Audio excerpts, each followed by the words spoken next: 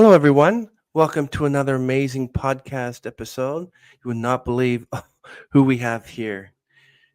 John Patrick Matthews. What an amazing character. I spoke to him for a few weeks, got his story, and I said, you got to come up here. And you got to, actually, I'm just kidding. He reached out to me, which is an awesome thing to do, to reach out to me for an interview. I feel so good about that. So I'm just going to tell you about John Matthews here. Now, in the quiet town of Lockport, Illinois, music wasn't just a pastime, it was destiny. The moment he picked up a guitar in seventh grade at St. Michael's Catholic School, something clicked.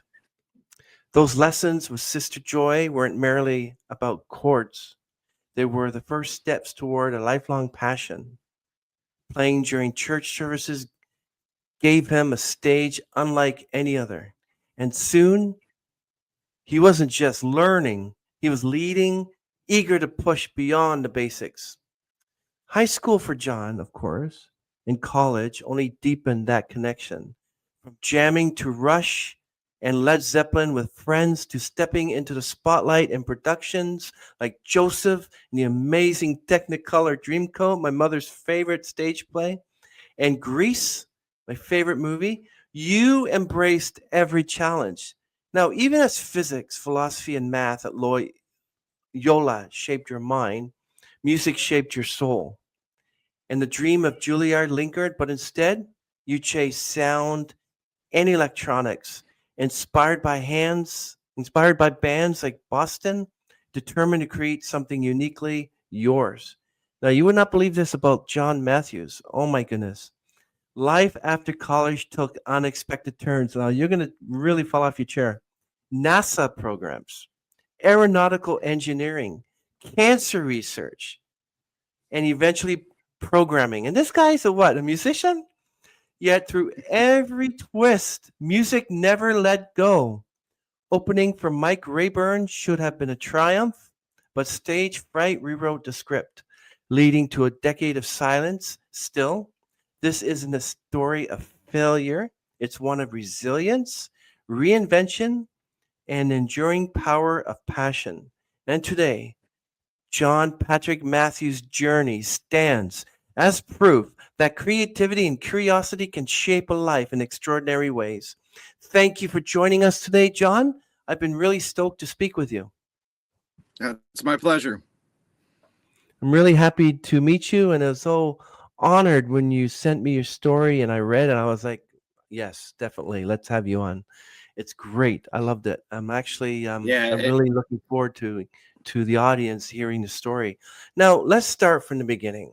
So, what was the first moment you realized music could be more than just a pastime for you? wow. It was probably in high school when, after the play, Joseph the Amazing Technicolor Dreamcoat, it opened up my eyes to a different way of like playing guitar. And I remember I had another guitarist in the pit with me. It was Russ Atkins. Wow, I still remember his name. And he was actually a pretty good guitarist, better than me at that point, and he opened up my eyes to, kind of exploring, okay, now I got to take what I know with just strumming chords into, something deeper and learning the nuances of different chords and stuff like that. So that was where I was like, ooh, there's more to this, because as a teenager, you think you know it all. And then, when your eyes get open to like, hey, there is more. So yeah, that was an eye opener there. It must have been. And how did you find yourself in an RV? Yeah, this is my living room and my guitar center.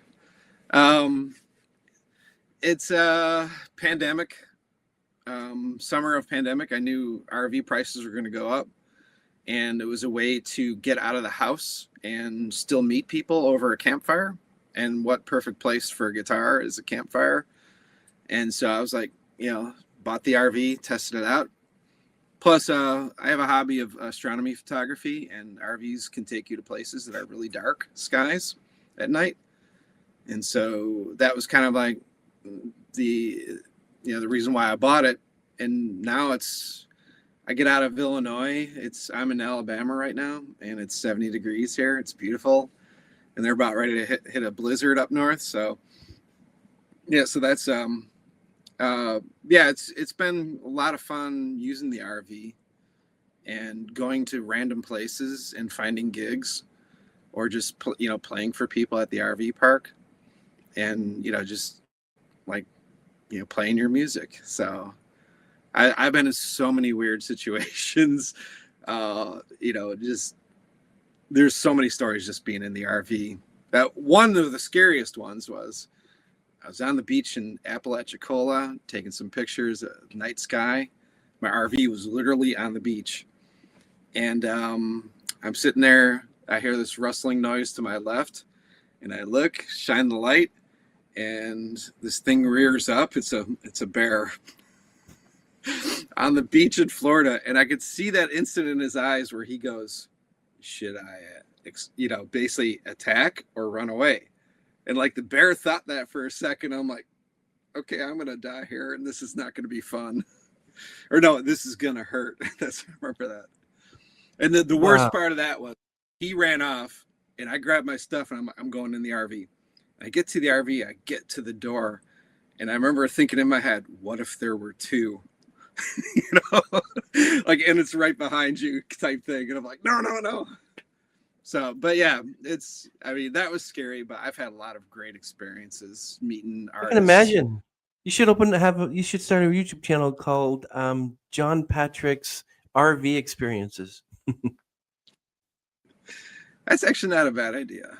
Yeah. Yeah, but watch, I'll do that, and nothing exciting happens then. That's funny, yeah. So, John, I want to ask you, how did Sister Joy influence your approach to learning and performing music? Well, I mean, basically, she picked me out of the bunch. There were a bunch of kids that were taking lessons, and she, picked me out and basically said, just play along with me at the school services that we had, and getting up in front of all those people, and then having someone to follow who was more experienced just made it comfortable. And I just remember having to learn, new chords every week for songs. And so, and some I didn't know. So it just sped up my learning. But having her, she was a beautiful lady. She was a great teacher, very patient, and not like all the other sisters. Because I went to a Catholic school, so we had sisters or nuns. But yeah, they were of, I forget which order they were of, but so a lot of my teachers were very strict. This is in the day where, like, if you did something, you got physically abused. No. Or I should say physically corrected, because you know what? I think I deserved all those. So, yeah, I heard some stories actually. Yeah, especially around here, but yeah. Yeah, I mean, it was a different day and age then too. Corporal punishment was a thing, and actually, I'm glad for it, because it put the fear of your dad or your God into you. So, and I think being a kid who was easily distracted, people would say, if you look at my past, I have a lot of interests and I get easily distracted, and I probably would have been classified as ADD at least. But I found a way personally how to work through it. I didn't have to go to doctors or anything like that, or take medication, but I found ways to go through it, but still keep my passion for things I want to do and be good at. So yeah. And talking about a Catholic school, I know that you were playing guitar during church services instead of sitting through mass. So what was it like? Oh, well, first of all, I didn't have to sit through the mass. That was awesome. Be bored out of my mind. So I would be back behind, because it was a big Catholic church. It was more modern. It was built in the 70s, so it had that 70, it wasn't like a cathedral like the old-fashioned basilicas, but it was this kind of more modern church. But I got to sit basically in the other room and practice with Sister Joy while the service is going on. Then we get out there and play, and then I just sat there and had a guitar in hand, so I didn't really have to do anything. So it's kind of, yeah, for me it was a break from like the boredom of church services. No offense to the religious people who go through them, but to me, my mind was racing 110 miles an hour, and so when I'm in church, I'm thinking 6 different things. And to me, I didn't want to be there. I wanted to be like doing something else. So it kind of focused my energy too. Yeah, I understand that. It must felt really great just playing the guitar because you have a talent and you wanted to focus on it. And I can understand you didn't really want to be sitting there listening to mass. You rather, play something that you enjoy, not specifically. But I know that you at one time you bought an electric guitar and amp. Can you describe the feeling of making your first purchase? Oh yeah, I'll never forget that. So I cut a lot of lawns and shoveled a lot of driveways of snow for that. I bought it for $500. Now we're talking, this is 1982 money. Mm. So kid coming together for $500, $250 for the Gibson Les Paul copy made by Cortez.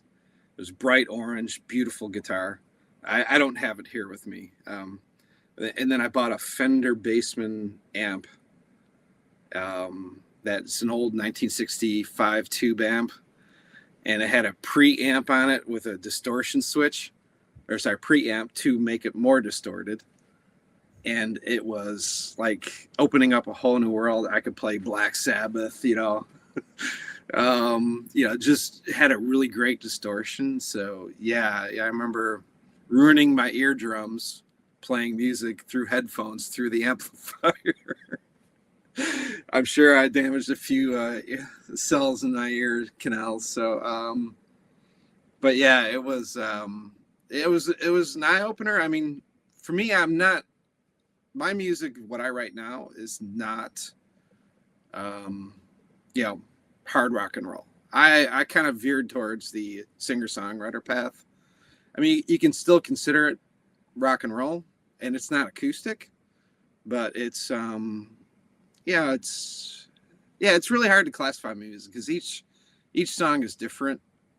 But yeah, you can hear my influences in all my songs. There's a little bit of Pink Floyd, John Denver, America, Neil Young, Beatles, all that stuff. I just want to compose things that the song tells me to do. I never plan it out like I'm going to write this thing like this. It just comes out that way. So that's where people ask me what style I am. I have no idea.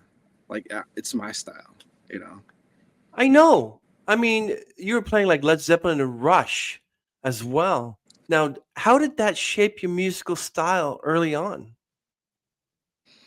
Well, yeah, I loved Rush because of, they were kind of the intelligent person's rock and roll band. And I like the stories they told in their music. I mean, their lyrics are just off the chart. I mean, who can write a song with the word phosphorescent? It's just the way they write, it's just beautiful, and they tell a story.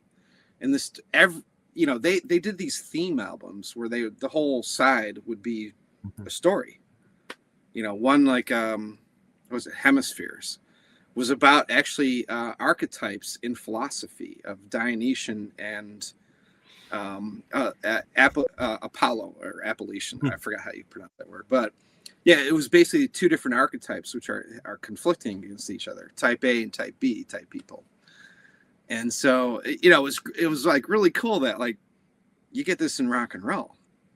And then of course, like Led Zeppelin, the way they changed the songs that they sometimes borrowed from other people, they would change them and they would add these beautiful instruments. Like, John Paul Jones was a phenomenal musician where, the dude could play mandolin like I've never seen, until I saw Brothers Comatose down in Salulitos, Mexico.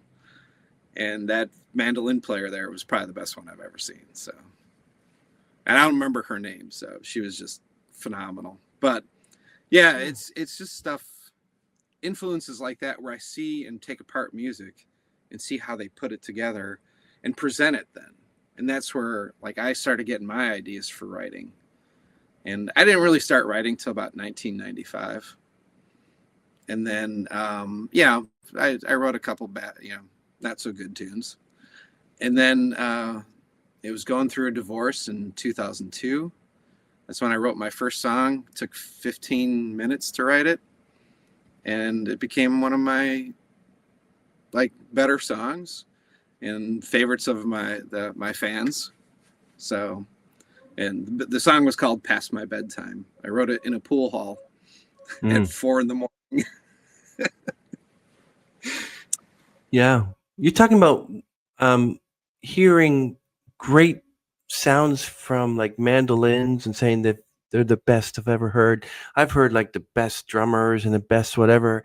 And with yourself, like what challenges did you face, John, when you were transitioning from simple chords to complex arrangements for school plays?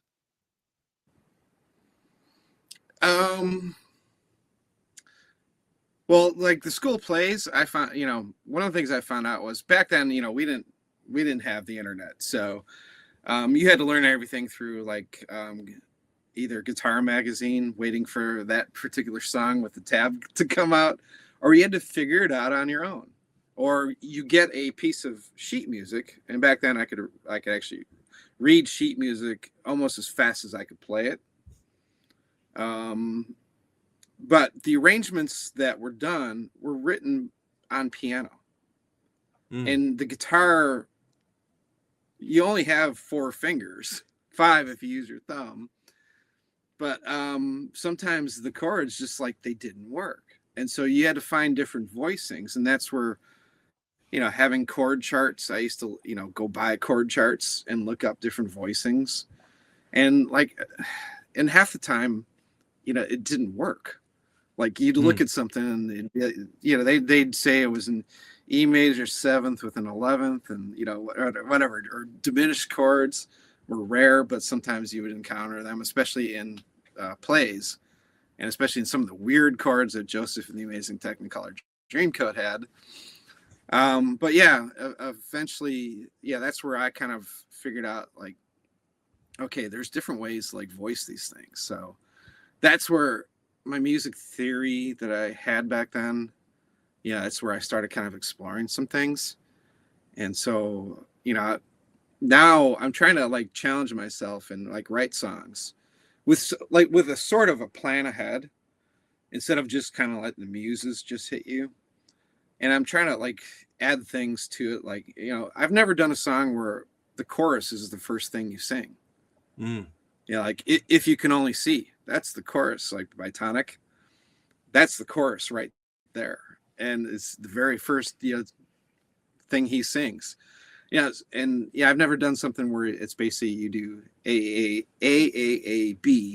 type, playing with a verse, pre-chorus, stuff like that. So it's I'm kind of challenging my thing, or trying to challenge myself into trying to expand my musical horizons when I write. Because eventually, you get bored of the same format. 3 verses, 3 choruses, outro, done, with maybe a bridge in between. So I'm trying to mix things up. Like song I just finished, it only has 2 verses. And then we do verse, chorus, bridge. And it's a musical bridge, not a singing bridge. With we use the music as the voice. And then outro on the chorus. Yeah. What I understand is like what motivated you to consider Julliard, and what ultimately made you choose a different path? Let's see. I wasn't sure what I was going to do when I was in college. My first year, I wasn't sure what I was going to take. My brother, he was 2 years ahead of me, going to the same college. I kind of wanted to blaze a different trail. He was majoring in physics.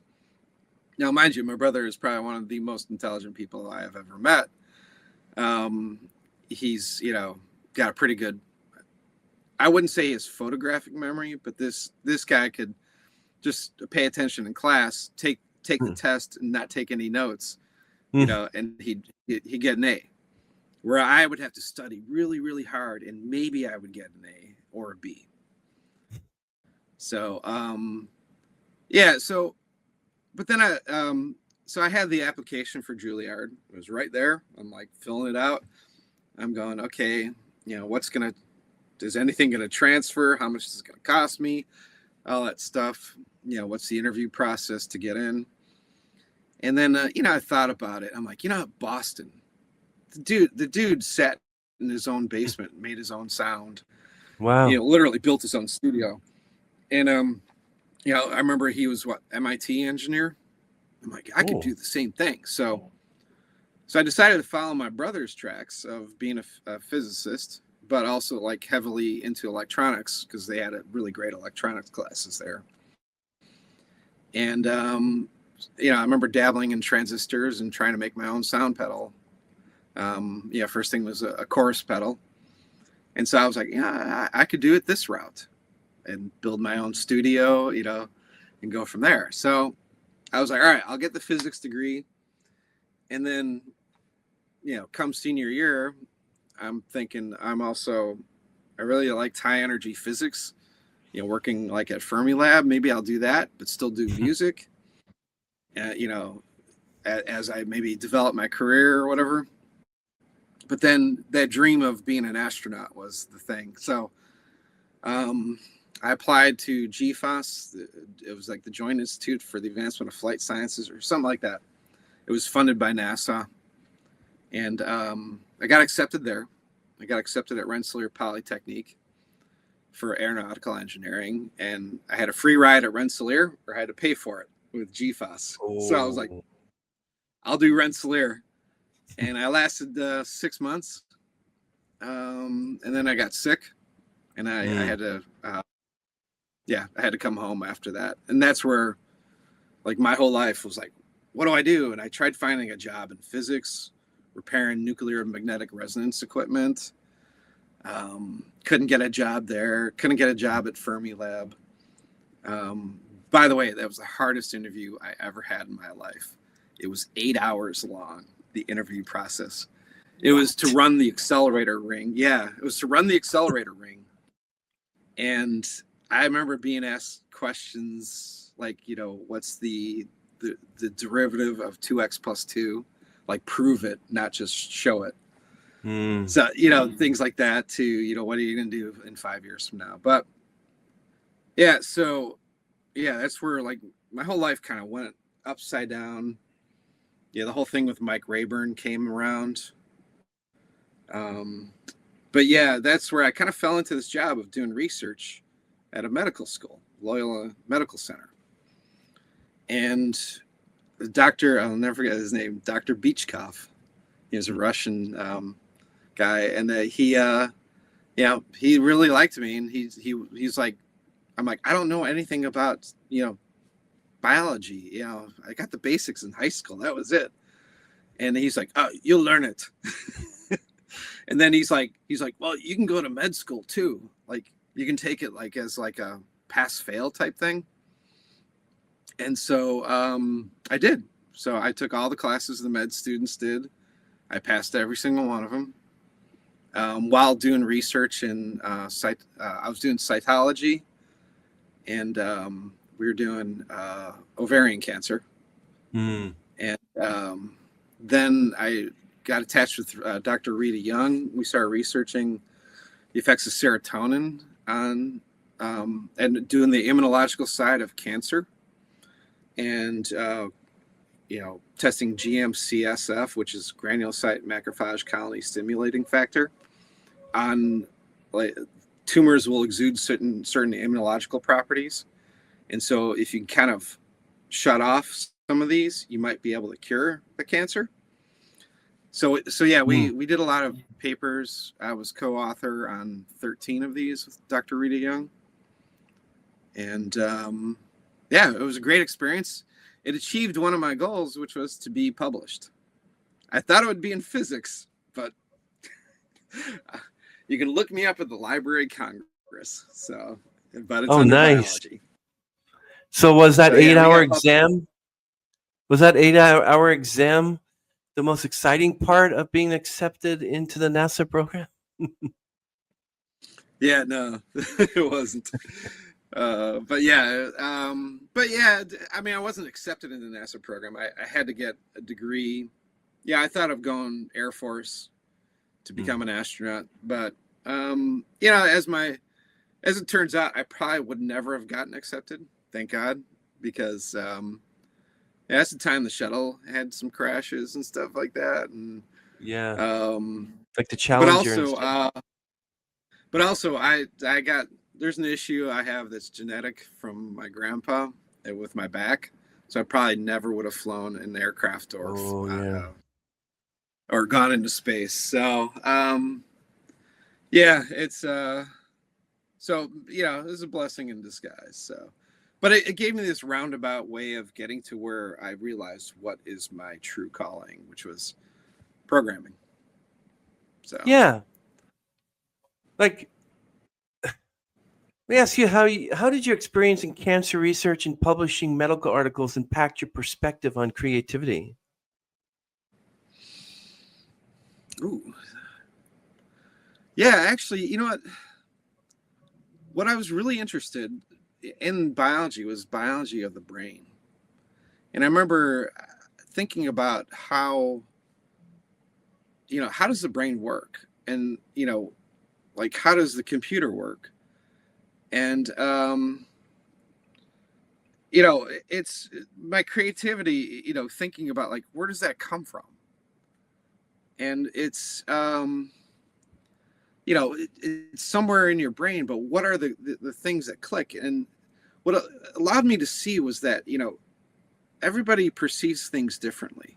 And so when you write something, you want to write it to a more generic, like, mass of people. You have to hit certain points, and it triggers things in people different ways. So if you can tell a story, but the story can be different for a second person, then you've done your job as a writer, which is basically, you know, you may want to tell a very specific story. And, you know, like, was it like the song Erie Canal? Bruce Springsteen covered it. It's an old folk song. And it tells a story of him going down the locks with his mule Sal. And, you know, he tells a story of someone pissed off the mule, and the mule kicked him in the jaw. Yeah, it's just stuff like that. So that's a very specific story. But, like, if you're trying to tell a story, like, I try and do this a lot, where the story isn't what you think it is. So the song I just came out with a couple weeks ago was called Regrets of the Day. And when you listen to it, you think it's about a guy, he's pining over a girl. But I embodied the girl is his regret, whatever he's regretting in his life. And this guy is, like, despondent that his life didn't turn out the way it was. So the girl is the representation of, in his mind, his regrets. Oh, wow. So he's pining over them, but it's not a girl. It's some regret he has. Whatever it is, doesn't matter. But some people will listen to it, and they'll be like, oh, this guy really misses this girl. So this is where my creativity comes in, and you know, this is where I learn things in science, actually, like how people perceive things. You know, even something as simple as color. You think everybody sees color the same way. There's 5% of the population that has a color shift in their eyes. So different shades appear different to them.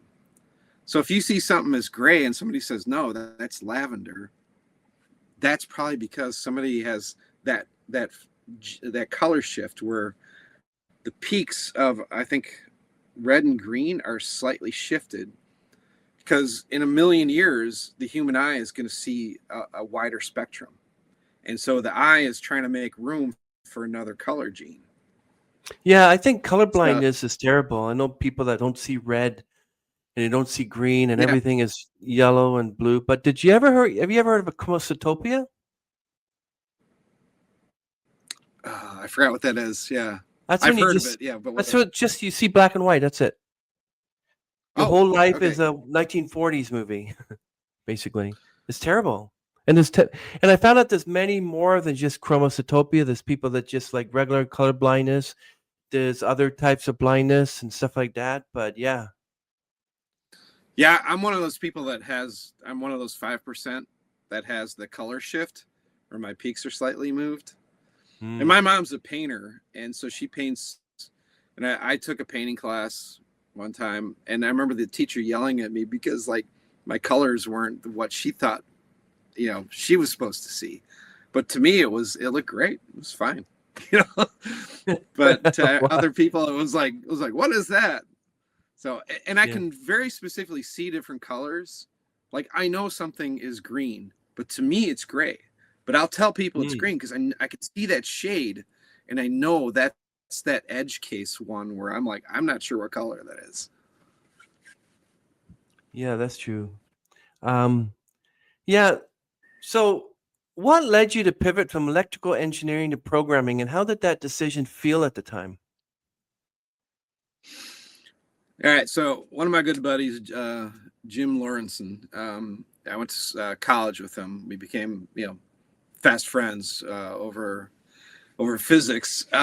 He got into programming, and while I was doing research, I was getting paid like really bad salary, and so I was barely making ends meet. I had to pick up a waitering job just to make extra money, and so he told me I should get into programming. So I picked up a book, a C++ book, 600 pages long. Mm. I went through it from front cover to back cover, programmed everything that was in there. And I was like, Wow. wow. It was very much like physics. It was, to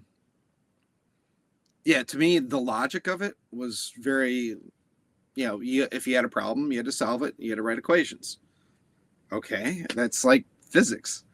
So, so that's where eventually, I found I really like this.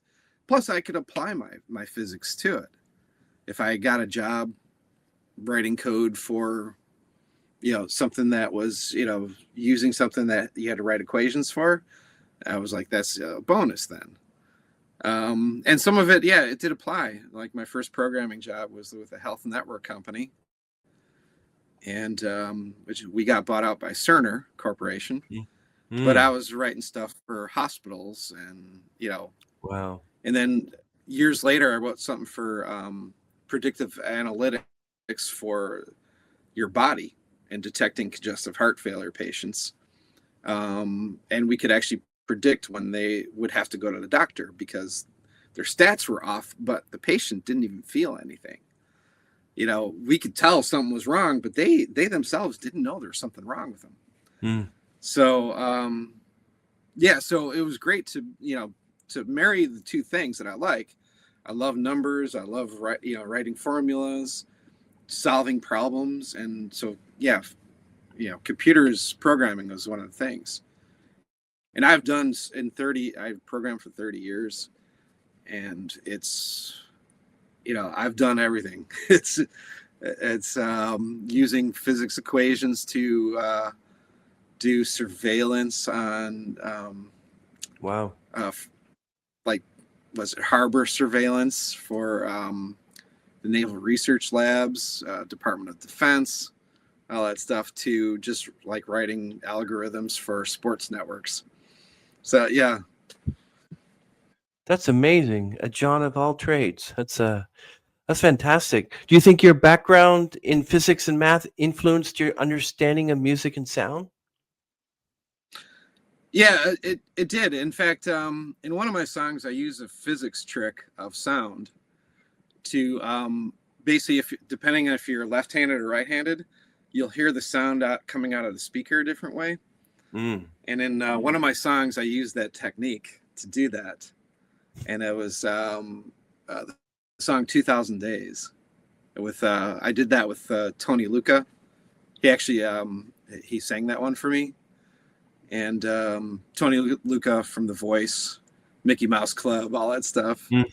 He was, but yeah, yeah. So it has influenced me. I'm really fascinated how people hear things.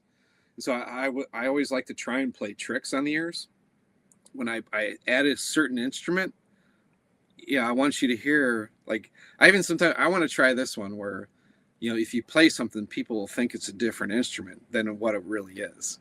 And you could do that with slightly, phasing things out and in, and depending on, like, if you want a guitar to sound like a mandolin, you can do that. But you can trick people into thinking the sound is a mandolin. Hmm. So there's things like that. I try and throw a little bit of something in there, and I always try and plan this out to try and get a certain effect in there that is, for the most part, people won't hear it, but to me, I find fun in doing that, where I can do like pitch shifting or like I said, just doing things orally where you're thinking the sound's coming from the middle, but it's actually coming from the right and left speakers. Yeah, you So gotta really, when you do music, you gotta feel it. You gotta be part of it. Like, can you share what was going through your mind during your performance opening for Mike Rayburn? don't screw this up. That was no. Yeah. So, all right. It was where was it? It was at a college. I think it was in Julliard, and I was opening up for Mike Rayburn, and the guy's a really great guitarist, but he's also like a comedian too. And he does like motivational speaking, but he plays the guitar while he does this. But yeah, so it was a great honor to, like, be able to open up for him. And I get up there and I'm doing all just acoustic stuff. I had really long fingernails. I learned to play malagueña in a flamenco style. Wow. And don't ask me to play it now. No. But I should have known the night before we were bowling and I broke off a fingernail. That should have been like my clue. But also, yeah, I think it was meant to be. But yeah, so I get up there, and as soon as I started, I look at the crowd of people, and I'm like, don't mess this up. And I start going, and my hand is like mud.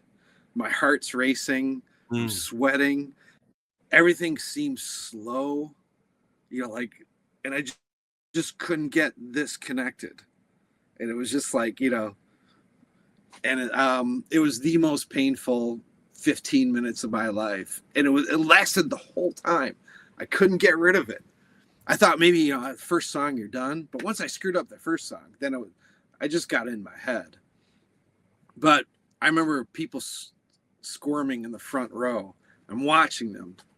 Now, mind you, when we're on stage, I notice everybody. I see everybody. I see what you're doing. I process that.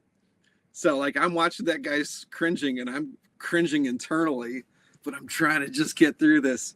I got through it, and I was like, I'm done. I'll never play again. I'm like, screw this. Or pardon my words there. Yeah, no, I was like, forget this. I'm going to just, put it down. And yeah, and I was with somebody who did not encourage me. Now, if this had been my late wife, she would have been like a couple weeks later, no, pick it. She would have been really encouraging. But I was with somebody at the time who wasn't. And so I just stayed with it and didn't play for a decade. Yeah. Or more, actually. I don't even know. Yeah. So it wasn't until 2000 when I heard A Perfect Circle, that's when I got back into guitar. Yeah, that actually, their music, you said it reignited your passion. So what was it like? And when you were, what was it about Perfect Circle music that reignited your passion for playing guitar after so many years? First of all, yeah, when I heard them, there was something about it. It hit. The title of the album was called Mer de Noms, Sea of Names in French, I think it is. And it was, each song was named after a person: Magdalena, Brenya. There's like all these songs. And so that just intrigued me. But it was the music. There was something driving about it. And I could tell it was really well crafted. And then I found out, I'm like, because I had no idea who the band was. I just heard a song on the I think the radio or something. And then I looked up the band, and it turns out it's Maynard from Tool, who's on a side project doing this. And I was like, wait, that's him singing? Like, I'm expecting like his Tool like type yelling type stuff. And this is the way he enunciated and rolled through the story and his words just it dinged something in my head. And I was like, and the way the guitarist played, and I cannot remember the guitarist's name, but he, it just intrigued me. So I'm like, I gotta learn this. So that's where I picked up the guitar. I learned pretty much every song on that album, except for there were 2 songs I didn't really like, so I didn't learn to play those. But yeah, I learned to play it, and so that's where I was like, oh, I gotta get better at guitar if I want. And so yeah, that's where I picked it up, and then 2 years later, wrote my first song. So Yeah. So, how did attending those live shows in Chicago and Wisconsin influence your approach to songwriting? yeah, so yeah, Perfect Circle played at Aragon Brawl Room, and I was so impressed with them that we're like, we got to go again. So they played it. We're playing up in Milwaukee. We went again. And I remember, well, one thing I found out is my hearing was sensitive. I felt the pain of sitting too close to the ear. I actually had to walk away and hold my eardrum. Like I did some damage that night. I was too close to the speaker. But yeah, what it did was it showed me that even though Maynard was in this Tool world, he could switch and do this. And so that means, like, for me, that was like, it was an eye opener. I don't have to do just like rock and roll or this. I can do what what it did for me was like, basically it opened up to me being creative and just letting just me out. And I think that's why maybe Maynard went out and did his own side project, because there's many facets of him and he wanted to explore them, and he couldn't do that with Tool, so he did it with A Perfect Circle. So that that influenced me into being like, basically just relax and let your music be what it is. I agree with you, John. That's an awesome assessment. But so looking back, do you think stage fright at all was a turning point or just a temporary setback in your musical journey?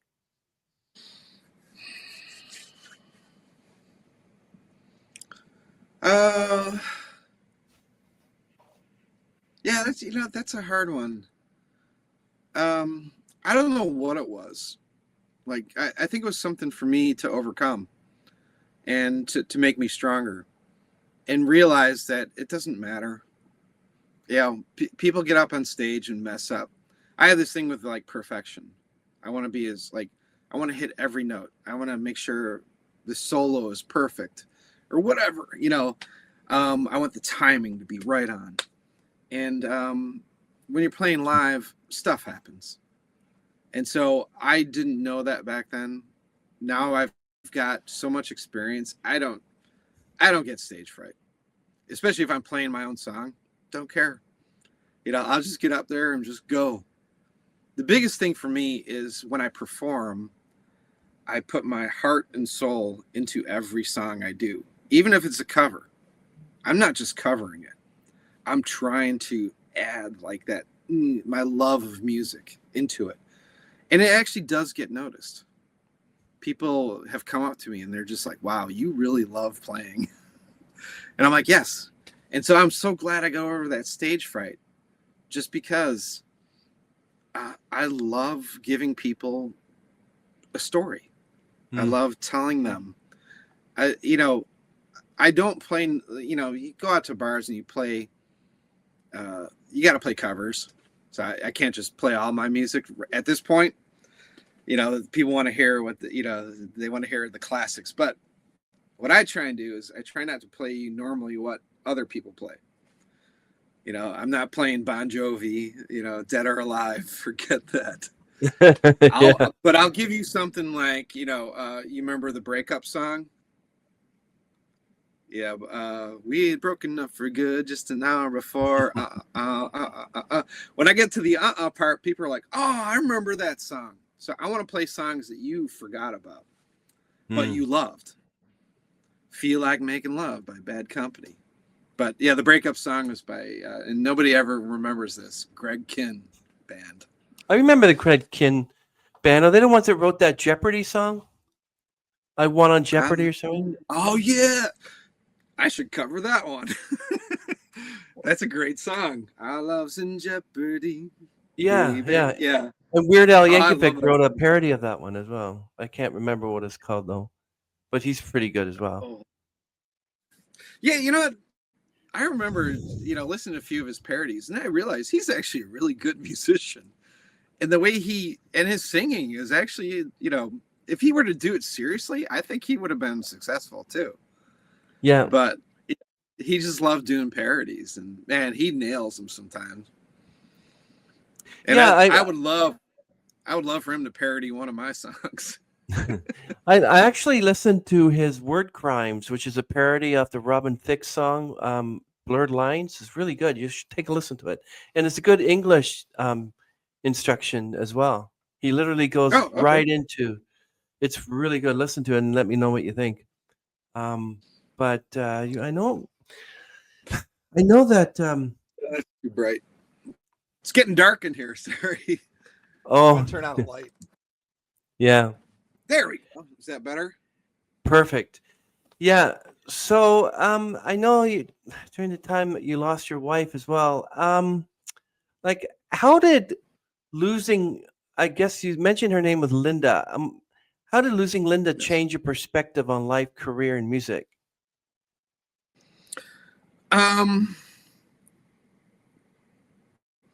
Yeah. What that made me realize was that life is fleeting, and that you never know when your next moment's going to be, or your last moment. Mm-hmm. And so it's to make the most of what you have now. And so that lit a fire under me, because she was my biggest fan. She encouraged me to write more. She encouraged me to sing when I didn't realize I could sing. And so she's the one that got me going on this, Perfect Circle got me back just playing guitar. But she's the one that was like, you've got some really good songs here. You should keep playing them and then record them. So I never got past the recording part. Couldn't figure it out. Didn't know anybody. Cost a lot of money. All that stuff. So after she passed away, I'm like, I need to record these, because I never know if tomorrow's my last day or today. So I got to get these out there, and this is where, again, I love music. I love playing. Mm-hmm. I can make $0 on my music out there, which I'm basically earning right now. The streaming platforms are really killing us. But I don't care though. I record these things. I have got a regular day job. I can afford to go to the studio and pay for it, and have something done and just put it out there. If it gets out there and it becomes popular, I don't really care. It's like, I just want people to hear my music. And I want, in some ways, after losing her, I wrote some songs. I want myself to heal, but I want to help other people too. And I'll never forget, I was playing a folk circle at the Roundhouse in Aurora Illinois. Used to be owned by Walter Payton. Hmm. And I'm in there, and it's just a bunch of people in a circle just trading songs. And some guy came in with I thought was his wife or whatever, and they're listening to us. And I met them and talked to them, and I said, "Hey, wait, I'm up next." So I played, and for some reason, I played my song 2,000 Days. And I normally don't do that because it's 2,000 Days is a song I wrote about my 2,000-day journey after losing Linda. And what I came to realize that I have to let her go. After 6 years, I have to stop pining after her. And I did everything for her to, make sure stuff went to the right people, and honor her memory. And so after 6 years or 2,000 days, I was done. And so I played this song for this, this circle, and couples there listening. I come up to the guy, and he's crying. And he's like, dude, I lost my wife 7 years ago. He's like, I'm literally at the 2,000 day ish point. And he's like, he appreciated it. And he was actually on a date. He's like, I'm finally just getting back out. And he goes, and you play this song. And he goes, thank you. So that to me was worth whatever money I get from any recording of this song. I don't care. If I can affect one person and help them, that's the magic of music. I believe this is the song My Destiny, right? Yeah, that's I wrote that that summer of 2015 ish. It's about my 3-day journey after she died. Yeah, what emotions and thoughts went into writing that? How did that song help you process grief? Because a lot of people, it's very hard to process grief like this. Yeah, again, I have a very scientific brain, so I analyzed everything, and I knew I had to go through steps of grief. So I was like, what better way to do than to write it down? Enunciate of what you feel. I was not a person to go seek help. Didn't think I needed it. And actually, because I knew exactly medically, because I went through med school, medically, I knew exactly what was going to happen to me. I knew all the stages. And I was like, all right, you got to get through these stages. And so, and I'm like, my therapist, instead of talking to somebody, because I already had one in my head, was to talk to paper and put it out on paper. So I was like, I remember the raw emotions of that first night coming home after we basically took her off of life support, and having the kids around to be with their mom after, at that moment, coming home and realizing, laying in bed, that she'll never be next to me in this bed again. That was just like, and so I wanted to take that raw emotion and stick it into the song. And the way I did it was I represented it. Each verse is a day-night cycle until I got to the studio. Then the last verse only has the night cycle. But if you look, there's a word that references night. I drive all night and see your face in the mirror of time and space. You're not here with me. The dawn arrives. You're still not there. The sheets are always So it does this like day-night cycle in the first half of the verses. Wow. Yeah. So I got clever with it. It took me a while to write the song, but I finally got it. And to me, it was healing because I could tell people exactly how I was feeling just by singing the song. The dawn arrives, you're still not there. The sheets are always cold and bare. You're not here with me. I mean, that's powerful. Wow. And again, we're all humans. We've all suffered loss. I've lost people in my life. And so why not write about loss and try and help people? If I can go through it and turn out motivated and life goes on attitude type thing, then you can too. Thank you for that. Yeah. So, how did sharing that deeply personal song with Keaton Simons impact your understanding of the healing power of music?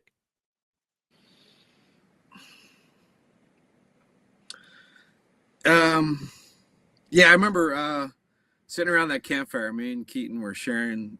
He shared a song and it made him cry. I shared my destiny. The silence after I was finished was deafening, Mm, and just people just couldn't believe like they were seeing this raw emotion. mm, And yeah, that's where I kind of figured there's people out in there that were listening that were just like they had lost too. And so I just remember like I was hugging Keaton and thinking, I hope the other people can heal from this too. Just I'm sorry, I lost track of your question because I got the image of me and Keaton in my head and it was just a beautiful I moment. know. It's okay. So, I'm sorry, just what was your question again? well, I mean, like, yeah, the question was, um, how did sharing that deeply personal song with Keaton Simons impact your understanding of the healing power of music? But I really want to know is can you walk us through the emotions and creative spark that led to writing Past My Bedtime? Because that's an interesting song. What were you feeling? Like, that's amazing. Well, literally, the song is about me going to the pool hall to get over a divorce. I had just separated with my first wife, and we were yeah, I was depressed, and so I was going to this pool hall, break time billiards, and I would hang out there. And it was one thing about it was cool was it was like a teen bar, so there was no alcohol. So I Mm. didn't numb myself with alcohol. I numbed it with learning how to play pool and be really. I was really good at it Wow, because yeah. again, it's all physics. It's all Yeah, it's elastic collisions. it's quite a thing to But be yeah. yeah, so it was being in there, wasting my time, and then I'd be there on a Tuesday till 3 in the morning, and I'd have to get up and work the next day. Mm, And so the song came from that was just basically wasting time. Um, and I actually have another song called "Wasting Time" that I wrote in that pool hall too, which I haven't recorded yet. That'll be anyway. Yeah, so it's literally a story of me just hanging out. It's past my mm, bedtime. I need to work tomorrow. And yeah. but I've gotten some people think it's about drug addiction too. So people have put their own spin on it, and I'm like, all right, well, you take what you want from it. And but yeah, it's a very simple song. It's one of those you tell a story, and but you do it in a generic enough way that maybe it's people take it a different way.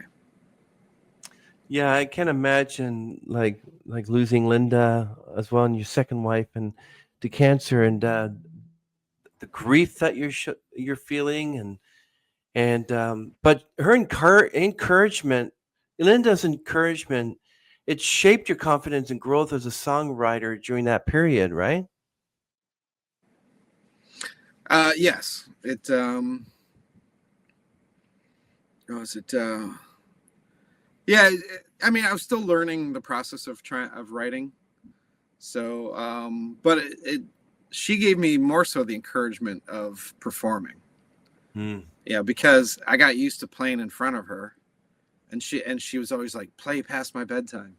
She just loved it, that song. And then I wrote some of these other ones that were kind of dirges, and she was mm. like, "Nope, don't play that one." So, and in fact, the ones she said no to, I don't think I've played ever since because they're just not good. So she had a good musical ear too. So Excuse looking back, so how did your friendship with the alternate roots influence your confidence and vision as a songwriter? me. All right.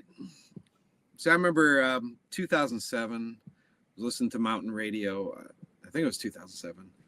And I heard Love Me for Nothing. And I was like, oh, so I introduced it to Linda. And so then we're like, we got to go see him live. So we went to see them live. Loved what they did. Very personal settings down at the Space in Evanston. And I forgot a few other places they played at, Shuba's. And we actually afterwards would talk to them. At one point, I actually gave them a song, The Plight of Mr. Rags, to them to be like, hey, maybe you want to put this on your next album. So they kind of knew me then as a singer-songwriter. Now, Linda would talk to them, and she would talk to Tim a lot. She was the lead singer, and he had a great voice, and I think she had a crush on him. But yeah, she was one of these people that could talk to you and make you feel like you're the center of the world. She had this amazing ability. People always felt beautiful around her, and that's the way she made me feel too. That's why I fell in love with her too, because she just had this unique perspective in life. And yeah, so it was through that Alternate Roots got to know us and me as a singer-songwriter. That we went on the Rock Boat in 2014 because the Alternate Roots were going. So we're like, well, let's go see him on this thing called the Rock Boat. Had no idea what this Rock Boat was. And had the best time of our lives on vacation, seeing 30 bands play, like Tonic, Collective Soul, Ed Kowalczyk from Live. Oh, wow, really? The Alternate Roots. Yeah, I mean, it was a phenomenal lineup. Red, Wanting Blue. Scott Terry from Red, Wanting Blue. And yeah, so just being introduced to all this stuff. But then we were thinking about going on it the next year, and she passed away.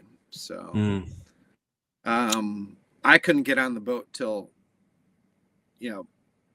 I would had a hard time being on the boat, thinking about her and having a good time. So eventually 2018 came around. I saw the Alternate Roots were back on the boat. I'm like, I'm going. Then they did me a solid, and they were like, hey, basically play a song and dedicate it to Linda on the pool deck of the pool, which is kind of like the main stage area. And, come up and join us and, play Love Me for Nothing with us. And I'll never forget that. I haven't told this. Well, maybe I shouldn't tell this. Screw it. When I was up there for sound check, I put some of her ashes on the stage. Oh, really? Oh. She would have wanted to be there with me. So I was like, but I get up there and I play, I'm thinking about her, and I get up on stage and there's a crowd of people, a bunch of my friends out there. I should have been super nervous. And this is when I knew I conquered stage fright, because I got up there and I said, this is where I'm supposed to be. I was so comfortable. I had a band playing their own song, which I had zero nerves, and I just was enjoying the moment. And wow. That's when I knew this. I'm like, this is what I want to do. And that was the driving into being a better guitarist. So I took lessons from Eric Donnelly from the Alternate Roots. Then I pinged him about recording. How do you record stuff? Because I heard their stuff, and their stuff was so well put together. The recordings were just rock solid tight and just beautiful songs. So I wanted to, ping his brain. How do I get this stuff recorded?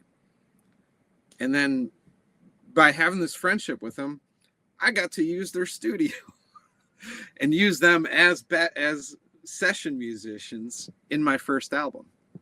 So that's where it's like this ball started rolling, and it's all because of them.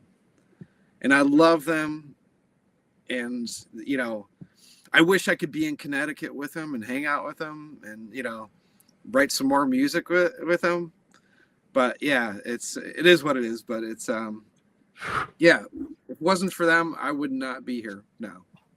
I can't imagine losing your wife and like tribute songs and then the song Everyday Dreams captured the essence of that magical meteor shower moment with Linda as well that you mentioned. Yeah, that song is about one night watching 130 meteors during a meteor shower. We would count every single meteor, and yeah, we just sat there, and it's about how much I loved her. Just being able to sit next to her, look into her eyes, and both of us are like, "Wow, did you see that one?" And just see the glint in her eyes of the stars Wow. reflecting off of her. I mean, it was a beautiful moment, but it was also a moment like I cherish to the end of my days. I will see Man, that forever. Her eyes and her red hair in the night of this meteor shower. that's amazing. Wow. So yeah, I had to write a song about that for sure.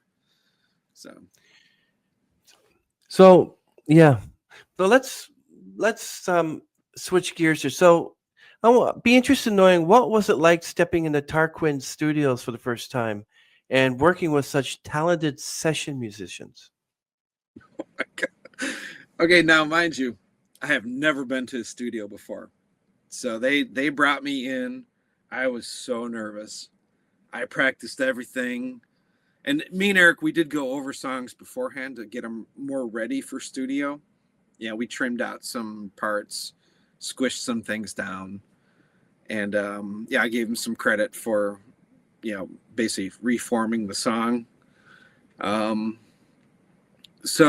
but yeah, I was so oh my god, I was so nervous, but they were so great. Like Eric, he's one of the best guitarists I know, and the dude could play anything: mandolin, lap guitar, pedal guitar, even keyboards, drums. This guy's a musical virtuoso. You're talking about Eric Donnelly, right? Yeah, Eric Donnelly, and then Yeah. uh, yeah, so yeah, and Kurt Leon, he's the drummer, but he's also was the engineer. He's a drummer who has impeccable timing, and he's almost like too perfect. So when you record, like he's like, you gotta be on the beat, it's like dun dun dun, and like I can't even hear what he's hearing. So, but it was frustrating. I remember one day being super frustrated, but yeah, they were great. And it was one of the best learning things that I realized. I'm like, I need to go back and perfect my timing, or just make sure I'm better at it next time I get into a studio. And so yeah, it showed me, I had holes in my game, but even it was a world I had no idea about. So yeah, they were it was like, yeah, I felt like a kid, like they're just guiding me around the studio. But they're my session musicians, so they're getting paid to do this, and the yeah, the product that comes out, their name's attached to it. So they had some vested interest into it too. So, but yeah, so it was a great creative session. I actually let them kind of do things. I had plans for some songs, but some songs I was like, let's see what happens. And we literally did it all in studio. Like we would add things to it. We're like, what does that need? We're like, how about some, like one song was like, let's add some accordion. Like, or My Destiny. I was like, this needs violins. And they're like, well, we could do the violins and the keyboard. No, I'm like, it needs real violins. So I got Heather Horton from the Michael McDermott band to do the violins for it. Wow. The accordion was done by Matt Beck from Matchbox 20. Matt So, Beck. Wow, you're kidding. Matt yeah, Beck? yeah, Matt Beck Oh, did the accordion for my Flight wow. of Mr. Rag. So you not only collaborated with Matt Beck, but you also collaborated with Heather Horton as well. Yeah, yeah, yeah. It turns out, so she's from Chicago, and that's where I saw her at the Chicago Auto Show. And I had gotten her number to try and help book her some gigs at a country bar. that was pretty big back then. But Wow. it turns out she lives in the same neighborhood I grew up in Really? Lockport. Well, now it's a different name, but a different city. We were like unincorporated Lockport, and they became a different city itself. So, Do but you yeah, feel so that? she's Yeah. literally from there too. So, Wow. Do you feel that Heather Horton and Matt Beck elevated the sound and emotional depth of your EP Hugs and Handshakes? um, it added flavor, and it allowed me to kind of like sort of legitimize myself a little bit. That if I could have a guy like Matt Beck play a random instrument on my thing, my music has something to it. That's So amazing. I wouldn't say it changed a lot of things. It was just more icing on the cake. Exactly. Yeah. And yeah, whereas having the alternate roots be part of this, I shouldn't say alternate roots. I should say the three guys from the alternate roots, having them part of it. That was the cake.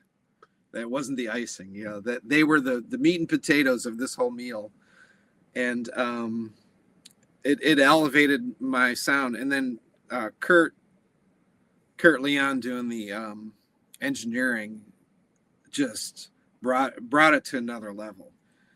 So my first album is a really good album. It's got some great sound. And while I was down here in Alabama years ago, I met a guy who was the stage manager for Chris Stapleton. Really? And Chris Stapleton. Wow. Yeah, and it was legit. It was, this guy really was. And he called him up and said, "Hey, I'm going to send you a CD," and gave my CD to Chris Stapleton.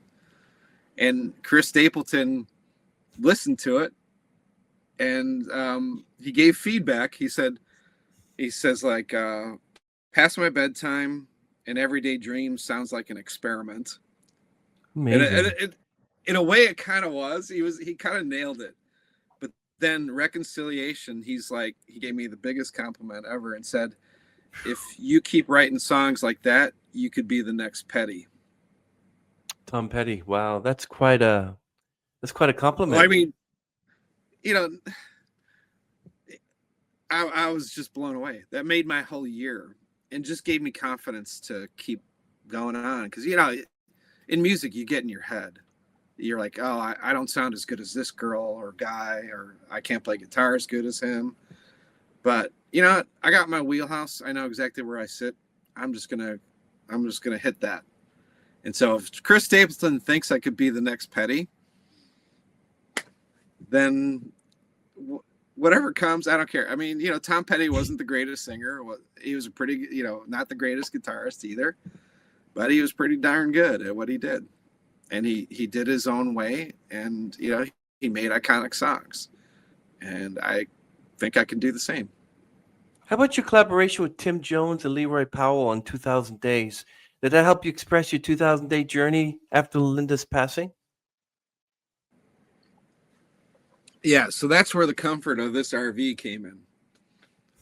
I remember hitting the 2000th day. I used to count every day that she was gone. I literally counted up to 2000. And then I said, "Okay, you're done." And then I got this idea.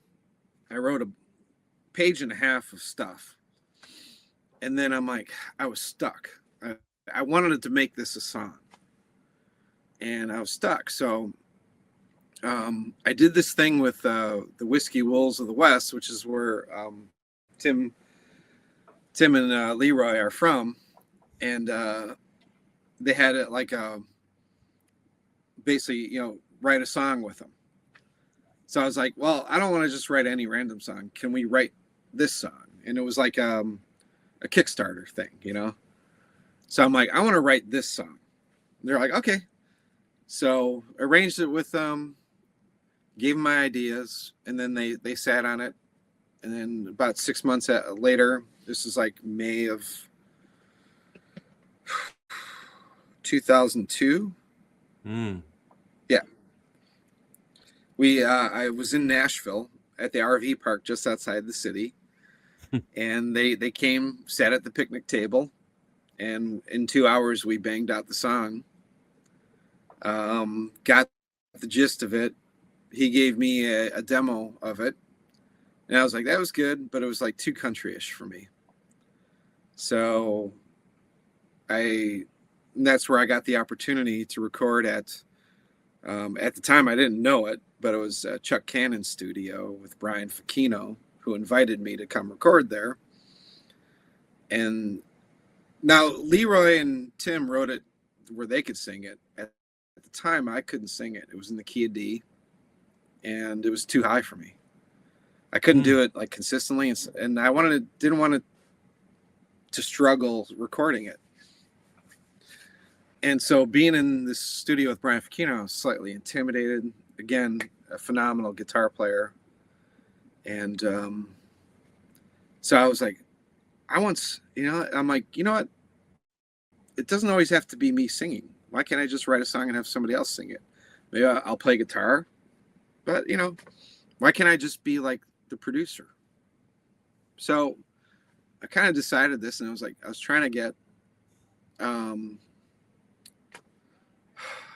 who's the Emerson Hart from Atonic to sing the lead on that, and could never get hold of him because I wasn't in the right circles, didn't have his personal phone number. But Emerson Hart, if you were to show him my picture, he would know me.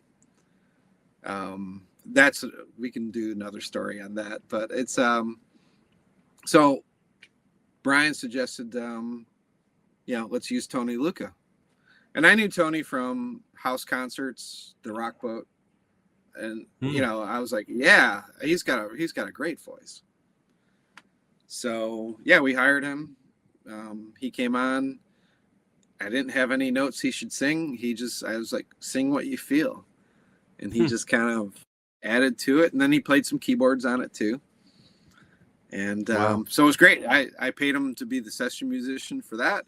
And for keyboards, I got 2 in 1. So and then we turned a 3.5 minute song into 5 minutes and 39 seconds, I think it is. I think you mentioned at one point you working with Megan Slankert as well. Yeah, she does the backups on 2000 Days, and two of my other songs. No, one of my other songs. And she does. We gave her again. Yeah, we're like here. She didn't come to the studio, but we gave her the stems and sent it out, and we just said, here, we pretty much had the completed song. Or like, bang out some vocals. And then specifically in the last 2 minutes of the song, I was like, just do it from your heart and let it go. Whatever you do, so, and I took, she knew the story behind the song. So I was just like, you're the voice of Linda. I'm like, just go for it. And so she nailed it. The stuff she did on that song. And Tim Warren from the Alternate Roots also did some backup in that too. And so I had 3 great singers singing my song, and then just yelling and screaming at the end, almost like Pink Floyd's "Great Gig in the Sky," I think it is, where you get that girl, that solo. Well, I know it's like that was a great song. Oh, I loved it. Yeah, Pink Floyd I loved. So if I use their influences, I'm gonna do that. They tell great stories. Yeah. But yeah, I wanted that feel of like that haunting, crooning. The 2000 Days was a struggle. I wanted that to embody that ending, and then the release and the O's at the end and the static at the end, which was by accident. Is to represent that, like, okay, this is now the beginning of your new life. Yeah, I remember Pink Floyd's "Great Gig in the Sky." Now, Do you hear that the extended ending of 2000 Days compares to the emotional intensity of Pink Floyd's Great Gig in the Sky for you personally? No, it doesn't compare. I actually, you know what? I have not actually analyzed that song. Like, what is that lady singing and representing? So, if it was accidentally, I just remember hearing that woman just crooning in Pink Floyd's song, and I was like, I'm not, obviously I'm not copying. I'm being influenced by that, and I wanted kind of the same thing. But in this, we have Tony Luca yelling into an Echoplex from the 1970s, an old tape delay thing. Wow. And then we're just looping it, and just like it was getting crazy. And that's where the static comes from, because my phone was sitting right next to the Echoplex, and it picked it up. And then Tim doing he can do the most ghostly oohs and ahs in his backup vocals that I have ever seen anybody do. And he takes notes from out of the ether, and just, you're like, I did not expect you to sing that note, but it works, and the guy's a master at vocals. And so mine's more influence of like, how do I make this represent the anguish of 2000 days of that loss and struggling with how to keep going on. And then that's more so what I was thinking. It just was by accident. It was kind of like, Pink Floydish. But yeah, and if I didn't actually plan it to be like that. It was more so, probably like it was in the back of my head because of just my influences. And so once we started it, I was like, oh, that's probably Pink Floyd. Was, the influence there. I'm like, thank you. Yeah. So what inspired you to revisit and complete your 4th of July song from 2002? And how did Clee Laster help bring it to life? I love Clee. He's awesome. In fact, Clee is dating the girl that does all my artwork for my album covers. Like this one here. This is 2000 Days. Wow. So I arranged to do some recording. I wanted to get 3 songs out at the Holler Studios, Chuck Cannon. Now, Chuck Cannon, he wrote American Soldier and How Do You Like Me Now for Toby Keith. Dude's a really gifted songwriter, but John Montgomery, he wrote for him too, and he has so many hits. But I'm just honored to even be in that studio. It's just amazing. But anyway, back to Clee Laster. So I booked some time, 4 days, to get out 3 songs. And I know Brian Facchino, we could do a song a day pretty much, as long as it's not too complicated, or like 2000 Days had 165 tracks. That was that was intense. So that took more than 2 days. But I kept these songs simple. In the sense that I had plans for every part, but I had a song that was like, I just didn't like the chorus, the way I sung it. So again, it was one of these where I'm just like, you know what? I'm just gonna give my song, let Clee just like take it, run with it, and see what he could do.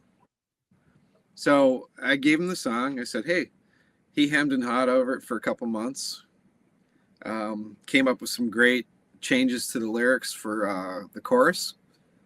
And so, him and I share half credit on it, and he deserves it because, he made the song into what it is. It's a great song now. It's almost kind of like, I can't wait for next year, the summertime, to come out. Instead of like, I should have planned it to release it before summertime. I released it in the middle or slightly at the end of summertime. So that summertime song, instead of being called 4702, which is when I wrote it, 4th of July, 2002. Yeah, his influence, he changed it, made it what it is now. And it's actually a great song. You know, that's why I was literally, trying to find songs to record. I had some other ones that were possibly ready, but it just felt like this was Clee. So it told me, I'm like, yeah, I should give it to him. Just let him change it, and run with it and sing it then on the album, or the album to come. It's totally amazing. Thank you so December much for being with us. Oh, thank you so much. Appreciate it. You're very welcome. John Patrick Matthews, everyone. Okay, we're going to end the stream. Wait right there, my friend. See everyone. Bye, John.